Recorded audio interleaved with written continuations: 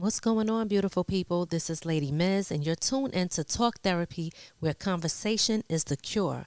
I am back again with another episode, and today I am talking about the music industry. Lies no one wants to admit. Fame, flexing, and financial exploitation.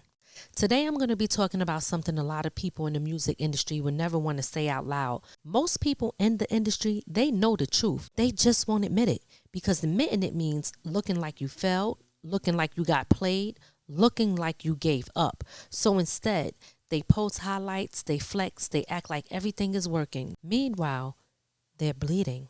And I'm going to talk about that. Let's get into it. This is Talk Therapy with Lady Miss, where conversation is the cure. That's how we live. Before I get started, I want to say this. Somebody might say, well, who are you to say? You are not a celebrity. You're not this. You're not that.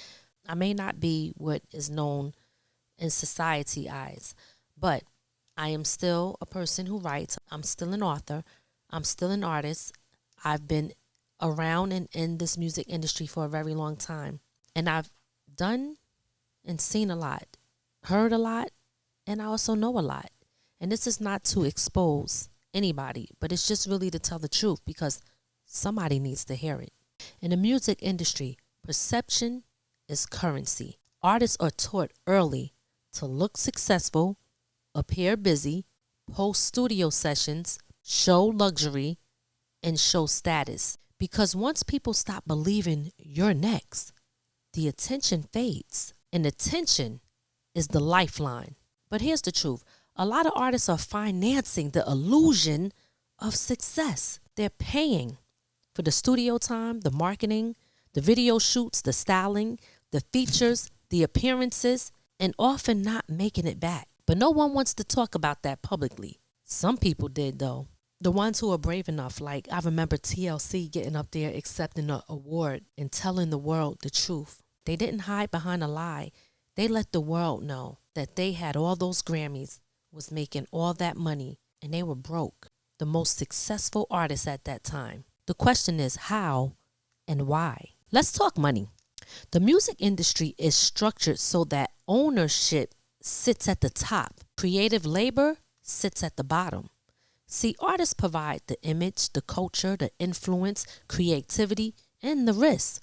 But ownership of masters, publishing, distribution, infrastructure, that often belongs somewhere else. So while artists compete for fame, the real money flows upward. Let's get deeper.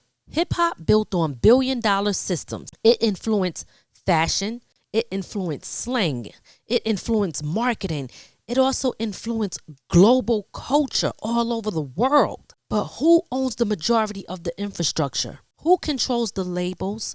Who are the labels? The distribution channels, investment capital, and corporate partnerships. The people at the top who built the machine. And many artists enter the machine without understanding contracts, equity, ownership, recoupment clauses. They don't know that they get in a loan when they get that little advancement and they got to pay that money back. They chase visibility without understanding power. Fame without ownership is temporary. I want to stop right here. And I apologize if this is hitting some people hard. But look, y'all know I keep it 100 on this show.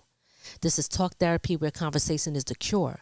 We want to talk about the issues and we want to give solutions. So if you value topics like this about the industry and not just the glamour, make sure you subscribe to Talk Therapy here on From the Ground Up Productions. Because we're not just here to vent. We're here to understand systems and to move smarter. All right, let's get back to it. Why don't more artists speak out? Because they don't want to look bitter. They don't want to lose connections. They don't want to burn bridges. They still hope for the call. And sometimes they invested so much money and identity into it that walking away feels like death. So they double down on the illusion. There's another layer here. Artists flex on each other.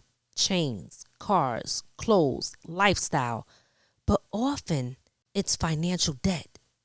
It's label advances. It's a rented image. And the cycle continues. I need to impress. I need to spend. I stay broke. Repeat. Invest, spend, stay broke, repeat. Meanwhile, the system profits from competition, ego, insecurity, desperation. Let's talk about what needs to change. We need to talk about the shift. Now, here's the solution part that we all been waiting for.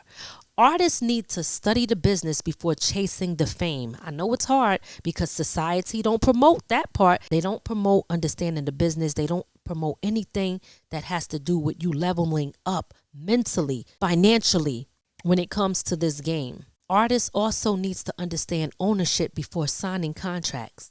They need to build audience leverage before seeking validation. That one's going to be hard. They need to separate culture from corporate structure. They need to define success beyond visibility. And let me tell you something that's hard. Even doing the podcast, because let me tell you, everyone looks at your value based off of how many numbers they think you have. And I was told by some very smart people in the game who do not pretend, don't have big numbers, but are very successful, that it is not all about the numbers. Why? Because people buy fake numbers. People buy views. People buy likes. They even buy comments. They buy followers. The whole thing is fake. The whole game is rigged. And a lot of artists tell y'all that, and y'all still don't believe it. So you have to be more focused on the things that you can control. I can control focusing on putting out good content with a good message, talking about real situations and giving solutions. Who it hits and touches, even if it's just a few people, then I did my job. It takes a lot to not allow people in society to make you feel like you're less than just because you learned to define success beyond visibility. Listen, I'm going to leave you with this. I love music. I've been writing music since I was 11 years old. I will always write. I will always create because I am a creator. The music industry isn't really evil, but it is structured. And if you don't understand the structure, you become a resource in it. Hip hop is powerful. Culture is powerful. Art is powerful. But power without ownership feeds somebody else's legacy. So ask yourself, are you chasing recognition or are you building something you own? Think about that for a minute. Thank you for listening to Talk Therapy, where conversation is the cure. I am your host, Lady Miz.